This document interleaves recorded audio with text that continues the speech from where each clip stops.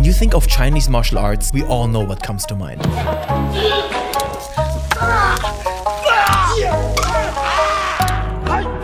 And I shouldn't be laughing. I trained this stuff for years. Not that. Traditional Chinese Kung Fu follows strict rules. Every movement is carefully choreographed through centuries of refinement. It seeks to cultivate the body as well as the mind. But when it comes to efficiency and self-defense, an increasing number of people are starting to realize it's not working.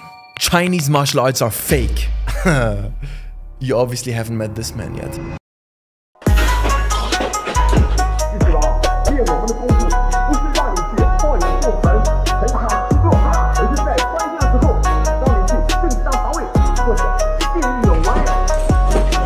Sure, laugh all you want, put him in Bullshido compilations, but know this. What you are looking at is a modern fighting style so controversial, so effective, and so brutally pragmatic and unorthodox that it earned it the distinction the only martial art in post-1949 China with a legal kill count. I didn't want to believe it myself. I thought this dude is some joke. But what he has created has led to his students legally taking people's lives. In China, where even attempted murder or robberies can easily get you sentenced to death. Traditional martial artists scoff at him, but law enforcement and military personnel actively seek out his lessons. His name is Chen Hegao. His style, unlimited combat.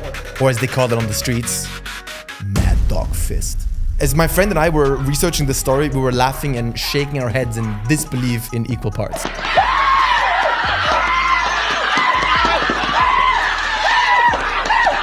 So sit back and enjoy the story of a man that deserves more recognition. The real Karate Kid.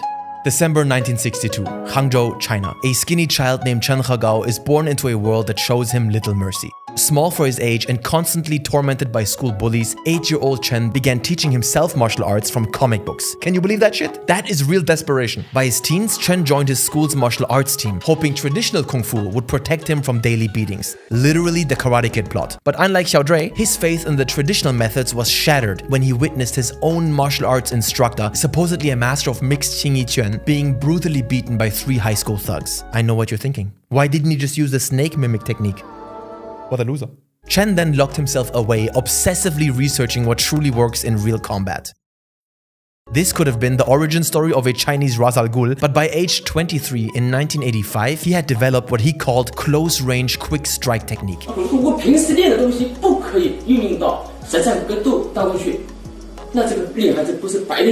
And a year later, he established unlimited combat, rejecting all notions of honor and fair play in favor of brutal effectiveness. 叫做无限制格斗的防身术，这种防身术招招阴狠毒辣，挖眼睛、咬耳朵、踢下阴，根本不理睬传统的所谓江湖规矩。 His fighting style looks nothing like the martial arts community has ever seen. Nothing that I've ever seen. Instead of elegant stances and flowing movements, Chen would bark loudly, shake uncontrollably, and attack with unpredictable patterns, targeting eyes, throats, and groin. These animalistic, absurd movements and vocalizations earned his system the nickname Mad Dog Fist. In Chinese, Feng Gou Quan, a label that he never uses and that may have been given to ridicule it initially, but that would follow him all throughout his controversial career. What they didn't understand yet is that all of it had a purpose.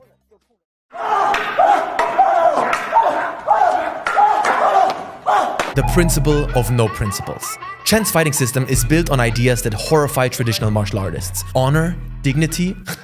His philosophy is simple. If you can attack from behind, never confront directly. If you can deceive and ambush, never be forthright and honorable. If you can fight as a group, never fight alone. If you have a gun, never use a knife. Always use a weapon before empty hands. If you can kill, don't just injure. If you can cause severe injury, never cause minor injury. Chen taught his students to weaponize everything around them. Scissors became his signature weapon. Small enough to carry anywhere, sharp enough to be lethal, yet not classified as a controlled weapon under Chinese law. But his arsenal extends to rulers, pens, triangular drafting tools, wrenches, and kitchen utensils. 这是一把大门钥匙，普通的人拥有它，就相当于苦练30年，上乘武功，一指才能硬度。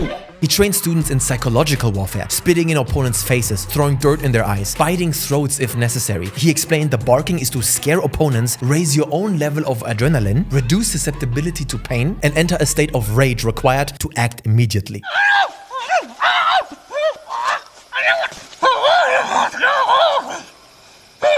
Most people dismiss his methods as disgraceful and primitive thuggery rather than legitimate martial arts. But Chen implemented one absolute rule that would elevate his system beyond mere street fighting. Every student must master Chinese law before learning a single technique. The first textbook is not a martial arts manual, it's the Criminal Code of the People's Republic of China. It's understanding the laws of self-defense.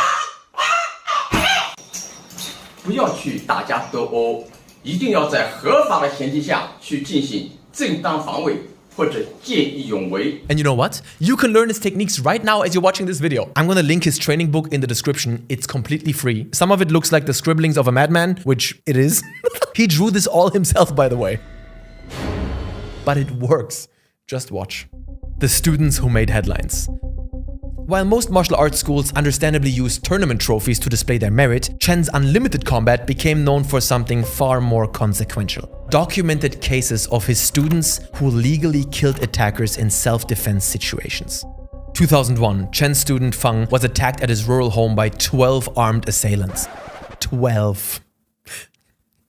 Please get that in your head, okay? 12. These are not fantasy stories, it's documented cases. Employing unlimited combat techniques, Feng killed one attacker, seriously injured two, and sent the remaining 9 fleeing in terror. The Yulin City Police Department ruled it as legitimate self-defense. 2002, Chen's student Liu was confronted by 7 men with weapons at the Dongguan train station. 7. Using improvised weapons, he killed 1 attacker and severely wounded 3. The Dongguan prosecutor's office determined his actions were justified self-defense. 2005, Shenzhen. 说在这个深圳梅园路237路的车站上啊，说发生了一起命案。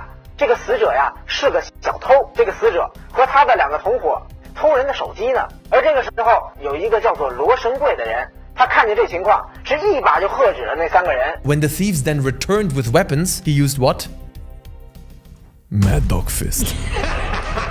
Resulting in 1 death and 2 severe injuries. Shenzhen's District Public Security Bureau ruled it as self-defense. This particular case received national television coverage, bringing widespread attention to Chen's controversial fighting system. In an interview, he claimed, "I was terrified. I didn't want to hurt anyone, but remembered my teacher's training. Better them than me."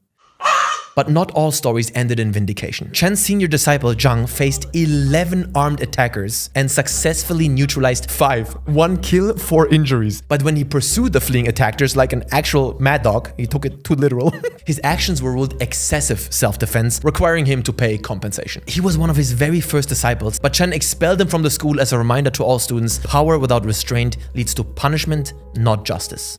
He's like a real-life Batman.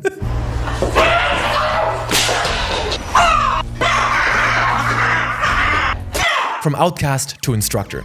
Despite not being taken seriously in traditional martial arts circles, Chen's pragmatic approach gradually attracted attention from organizations that deal with real-world violence daily. In 2004, Chen was appointed as a special instructor for a prison riot control unit in Zhejiang province, teaching guards how to subdue violent inmates quickly and effectively. 部队这个警棍术方面，应该说再进行改进一下。我接触过无枪支以后，相对我们无枪支可能要有一段的距离的。 By 2002, the Hangzhou Public Security Bureau invited Chen to appear on a television program teaching taxi drivers and traffic police how to counter robbery attempts. His demonstrations were so intense, with nothing held back, that some viewers filed complaint to the broadcaster. 攻击的时候，这剑可以攻击歹徒的眼睛。 By 2007, Chen's influence had expanded to the military, teaching specialized fighting techniques to a division of the People's Liberation Army.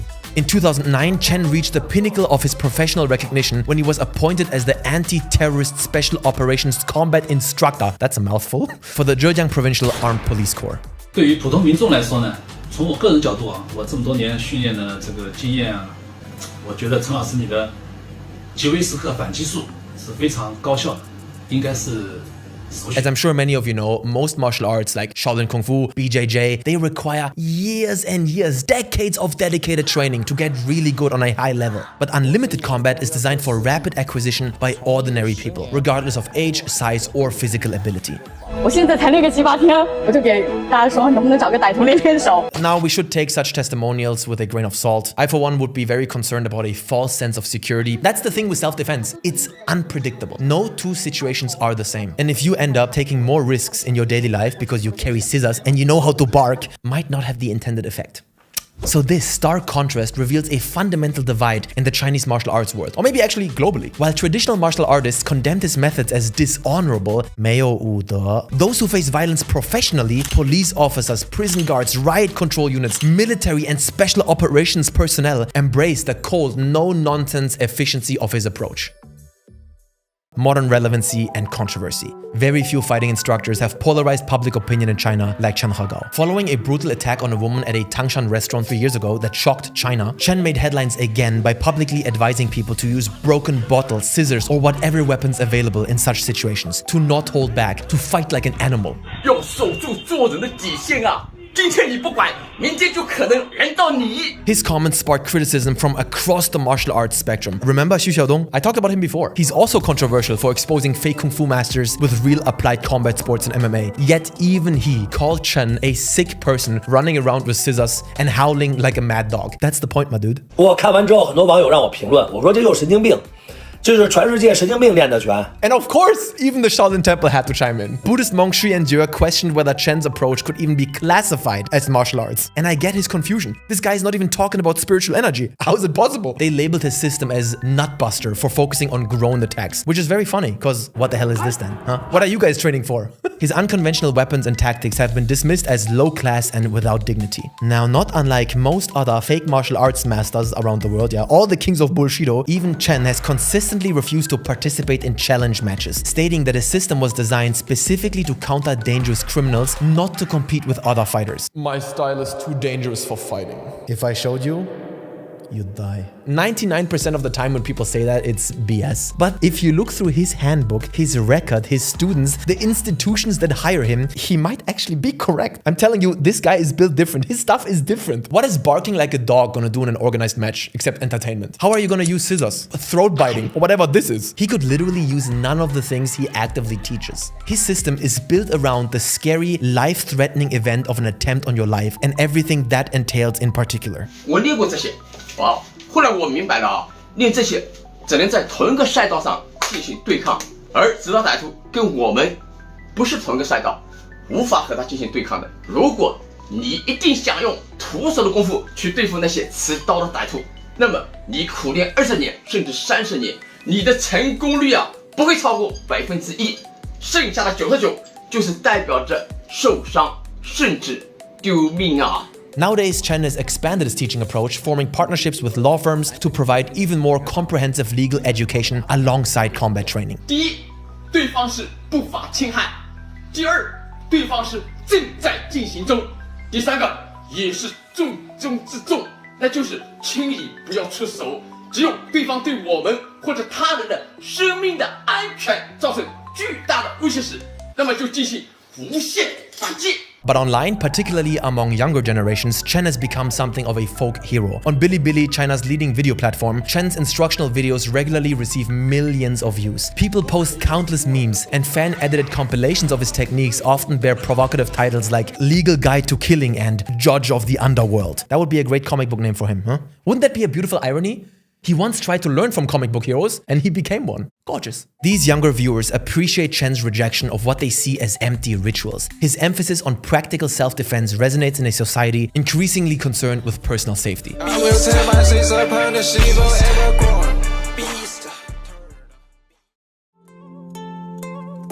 As closing words, let me put it like this. This guy is crazy and unhinged.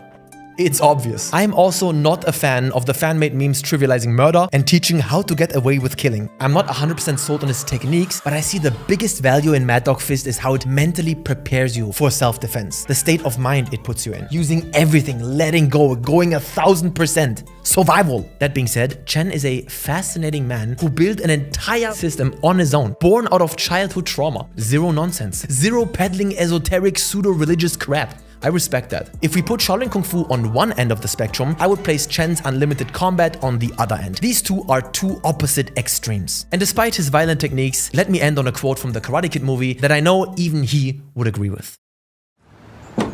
Best fights are the ones we avoid. Thank you, Jackie. Thank you for watching. I hope you liked it. These China videos are so much fun to make, but they're also a lot of work. All the research and assets and putting it together. So if you see value in these videos, I would highly appreciate it if you could click on join, become a member for as little as 99 cents, or go on Patreon and pledge a little bit over there. Think of it like this. Your money pays for the next China lore deep dive. I appreciate you, and I'll see you on the next one. Peace. If you like this video, check out the one I did about Jackie Chan and how he cursed every brand he ever worked with. It's a good one.